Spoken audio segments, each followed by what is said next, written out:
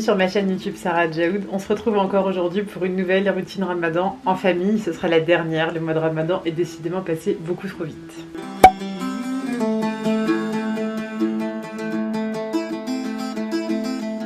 J'ai récupéré ce à l'école, ça c'est la première chose de la journée. Le ressentir, normalement, je pourrais faire plusieurs vœux avec. Tu penses? Oui. Ouais, je pense aussi. Alors moi, d'abord, comme vœu, j'avais déjà demandé un vélo. Un vélo? Oui. Et tu penses que là tu vas en avoir un deuxième alors?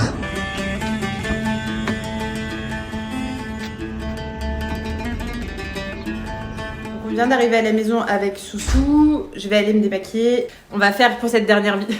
Donc on va faire pour cette dernière vidéo une vidéo Ramadan, une soirée tout classique avec nous. Oh, tu me tires ma puce. Tu voulais dire bonjour? Oui. Et dis coucou. Donc on y va, c'est parti. Touchana qui veut pas faire ses devoirs. C'est une petite Soussou qui veut pas faire ses devoirs. C'est une petite Soussou qui veut pas faire ses devoirs. Câlin et ça repart.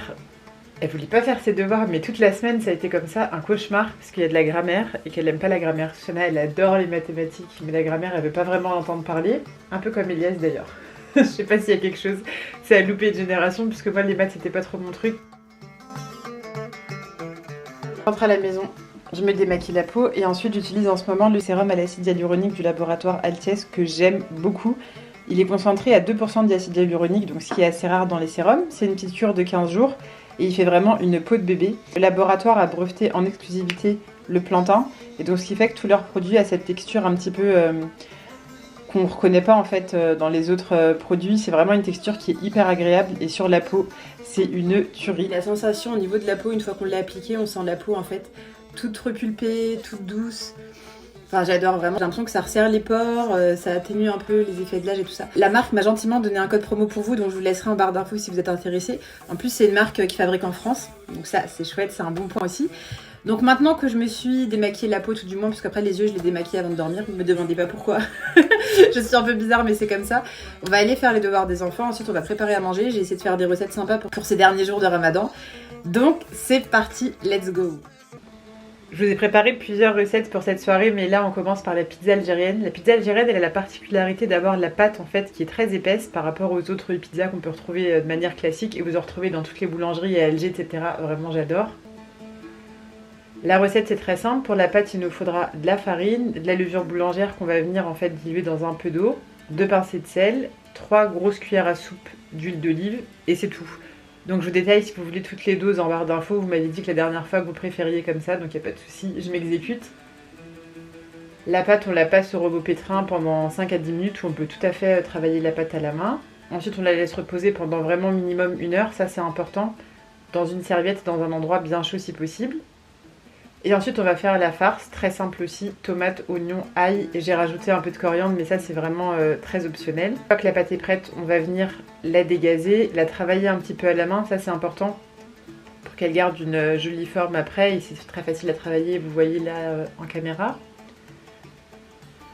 Ensuite on prend une grille plutôt carrée, les pâtes algériennes en général sont rectangulaires donc on suit la recette n'est-ce pas. On étale, donc soit vous étalez à part et après vous mettez sur la plaque, c'est vraiment comme vous voulez, comme vous vous sentez à l'aise. On va étaler en fait toute la farce sur la pâte à pizza, on va recouvrir d'olive, de fromage râpé et j'ai ajouté des petits harengs, j'ai oublié de vous montrer en vidéo, ça fait une pizza un peu algérienne, napolitaine. Il y a un petit mélange par là.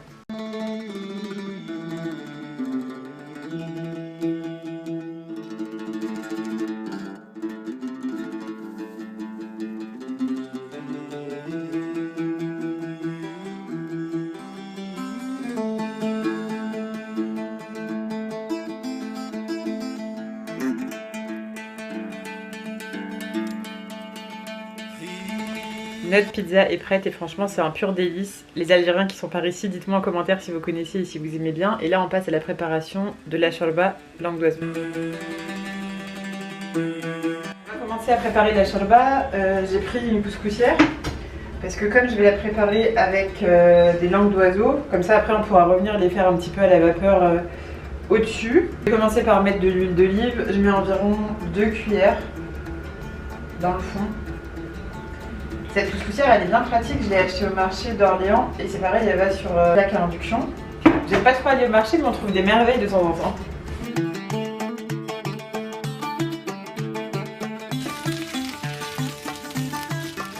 Donc là j'ai ajouté 2 oignons, 2 gousses d'ail, 2 tomates et je vais laisser revenir chauffer l'équivalent d'1,5 litre dans une bouilloire pour avoir toujours de l'eau bouillante. Je viens ajouter une belle cuillère à soupe de tomates concentrées.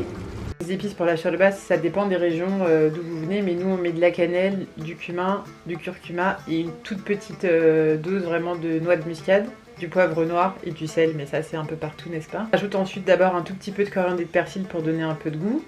On ajoute ensuite nos 1,5 litre d'eau bouillante.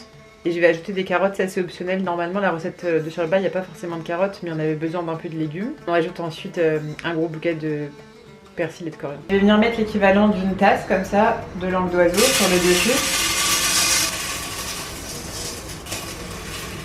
J'étale bien et ensuite on va laisser les langues d'oiseau s'imprégner de la sauce et puis on les rajoutera après dans la shorba. Les d'oiseaux qui sont parfaites, elles ont pris une jolie couleur. Je pense que vous allez voir, elles ont pris la couleur de la sauce de la shorba. Et donc là on va venir tout simplement les rajouter dans la sauce et on va laisser une petite dizaine de minutes en ajoutant aussi les pois chiches. Ici on va venir préparer notre pâte à mini burger. Donc moi je vais tout mettre dans le robot à pétrin. Dans un premier temps je vais venir mettre 125 ml de lait. Directement ajouter de la levure boulangère, vous savez moi c'est celle qui est en poudre. Pour que la levure puisse prendre un petit peu, moi je vais la laisser en fait avec le lait pendant 5 à 10 minutes. Si vous avez un gros sachet, vous savez les levures directement du boulangère vraiment en pâte, vous n'avez pas besoin de laisser prendre la levure. Je vais d'abord ajouter 200 g de farine et aux 200 g de farine je vais directement incorporer une grosse pincée de sel. Et ensuite en fonction de comment notre pâte prend, bah on verra si on rajoute de la farine ou pas, mais je préfère en mettre d'abord 200 et puis après je garde 50 g disons pour après. On va venir ajouter 3 cuillères à soupe d'huile d'olive.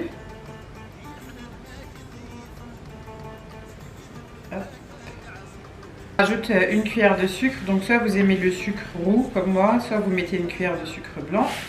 Ici on casse un œuf et on ajoute seulement le blanc pour la pâte et on va garder le jaune pour la dorure des petits pains. Comme ça on gaspille pas. Je vais mettre la pâte au robot à pétrin une dizaine de minutes et puis je vais ajouter de la farine s'il y a besoin. Voilà ce que donne notre pâte. Elle est un tout petit peu collante et en fait il faut qu'elle soit comme ça. Donc en fait j'ai mis 225 g de farine pour qu'elle ait cet effet là. Recouvrir avec une serviette et on va la laisser en fait gonfler jusqu'à qu'elle prenne le double de sa taille initiale, donc entre une demi-heure et 1 heure. Ici j'ai mis une assiette avec des épices, on va venir préparer notre viande hachée pour nos mini burgers. Donc curcuma, cumin, coriandre séché, sel. Ajouter la viande hachée au mélange et puis ensuite je vais tout mélanger pour former en fait des petits steaks pour aller dans les mini burgers. Là je prépare pour Elias, Mamad et Souchana. Et puis moi je viendrai en fait pour moi mettre un steak végétal. Le problème c'est ça en fait quand on n'a pas tous le même régime alimentaire, c'est de préparer après pour soi. Donc c'est pas forcément très évident pour moi de tout faire, mais bon, j'essaye de faire au mieux.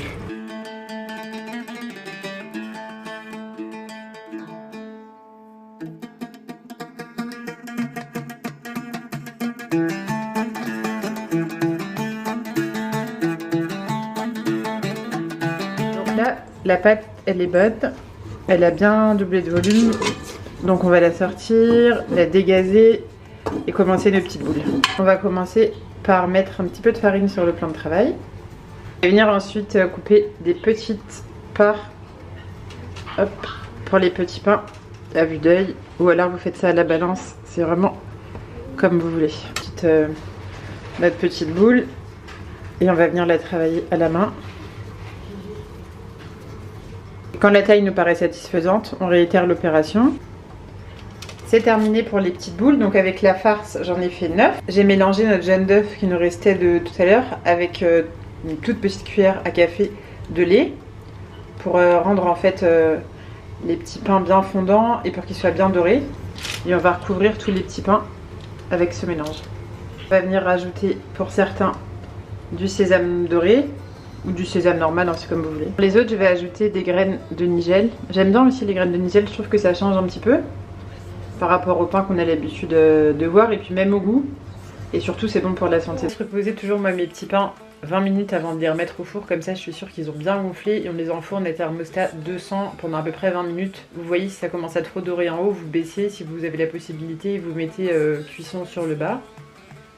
Ils sont prêts, ils sont moelleux et franchement c'était vraiment délicieux. Donc on va mettre un petit pain. Donc il faut bien sûr l'ouvrir. Et à l'intérieur, la mie, franchement, elle est trop bonne. Donc moi, je mets un petit peu de sauce. Ensuite, je vais mettre un petit fromage. Par exemple, ça c'est un steak végétal que j'ai découpé, que j'ai refaçonné après. Une tomate. On va refermer. Et pour que ça tienne, il faut prendre des petits cure-dents. Donc après, là, vous avez des choses décoratives, etc. Des fois, pour faire un peu plus joli, on va rajouter une olive.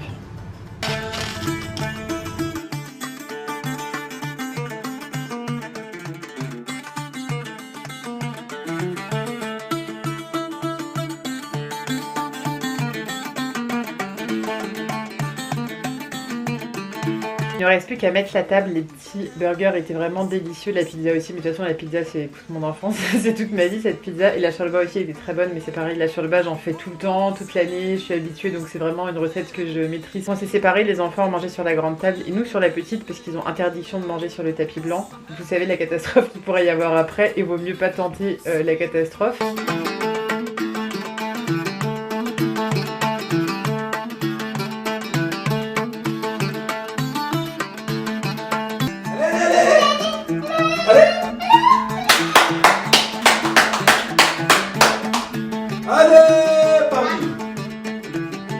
On met les enfants au lit parce qu'en fait il était un petit peu trop tard déjà et on va venir écouter un peu la tristesse de Mamat.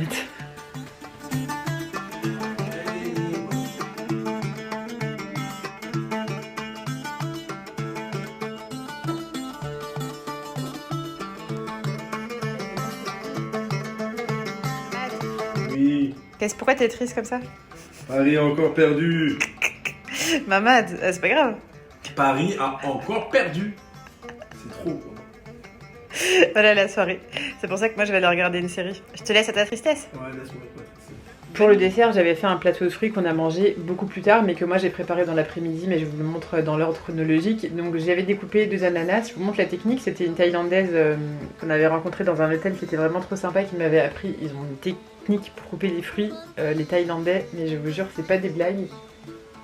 Et depuis qu'elle m'a appris donc la technique pour couper les ananas, les mangues, et elle m'avait aussi appris la technique, vous savez, en zigzag pour le melon, je fais plus que ça parce qu'en fait ça reste des fruits c'est assez simple, mais le couper de manière un peu spéciale, je trouve que ça donne vraiment joli. Et les fruits pendant le ramadan, c'est quand même ce qui apporte le plus de sucre sain, ça apporte de l'eau, ça apporte un peu de pêche et d'énergie, donc des fois moi je coupe carrément avec des fruits et ensuite je mange un repas normal. Je vous avoue que sur la faim, comme j'ai vraiment la dalle, j'ai du mal à faire ça, mais quand on a moins faim, ça fait aussi du bien au corps.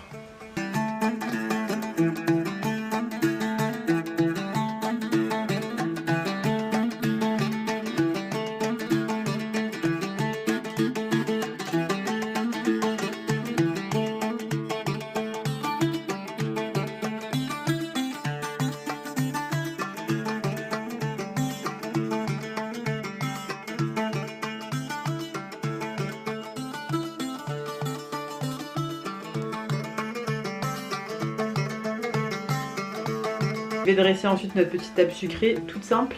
Il y aura donc ce plateau de fruits, des cornes de gazelle pour moi et des dattes pour Mamad. Mamad est un fan inconditionnel de dattes. Je vous souhaite une merveilleuse fin de ramadan à vous, à vos proches. On est dans les 10 derniers jours, c'est les plus importants. En tout cas, j'espère qu'il nous aura tous été bénéfiques. Je vous laisse avec les images et on se retrouve très vite pour une prochaine vidéo. Bye!